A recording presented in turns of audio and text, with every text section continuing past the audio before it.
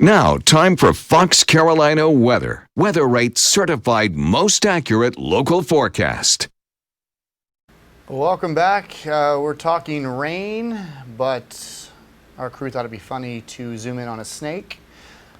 My biggest fear in life. So if you're afraid of snakes, probably shouldn't be going around the Botany Woods area in this creek here, because that thing's just hanging out there. Hadn't really moved much. It's alive. So be careful if you're heading out and about near any water, because they're definitely out and about. So again, if you're afraid of snakes, sorry.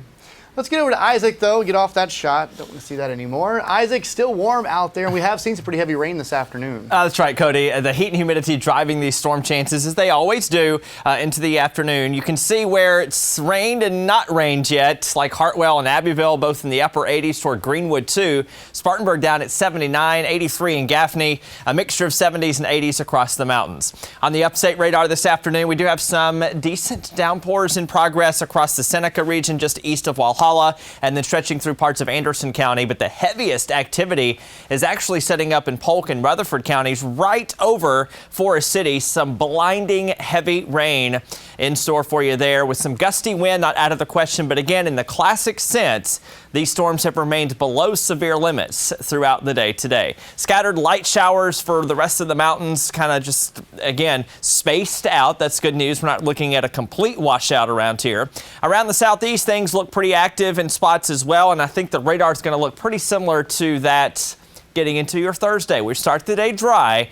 Watch out for some cloudiness or some patchy fog in the morning. Temperatures will probably hold in the 80s tomorrow thanks to added cloud cover and a pretty good chance of some showers and storms. At 60% in the upstate, 70% in the mountains, your daytime high occurs around the middle of the day, falling to around 80 degrees later in the afternoon. Still, though, on the sky meter, we're going to rate your day generously and optimistically a 7. I considered rating tomorrow a 6 since we do have a slightly better chance to see a few showers and storms. The weekend drying out some. There still will be some spotty storms out there. Normal summer temperatures on the way.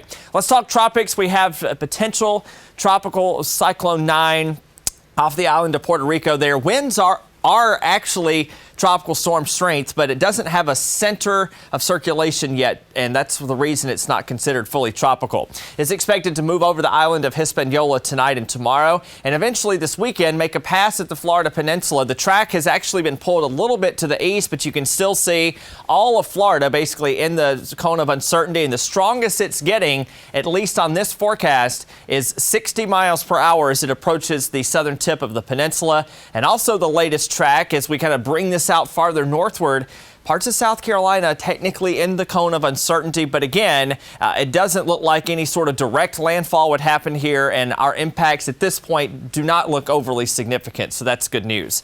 The heat's back, though. We're back in the 90s this weekend. Again, Sunday night into Monday, if we see any moisture from the tropical system, it would be during that time frame, and it looks like we start to dry out for the most part and heat up again toward Tuesday and Wednesday.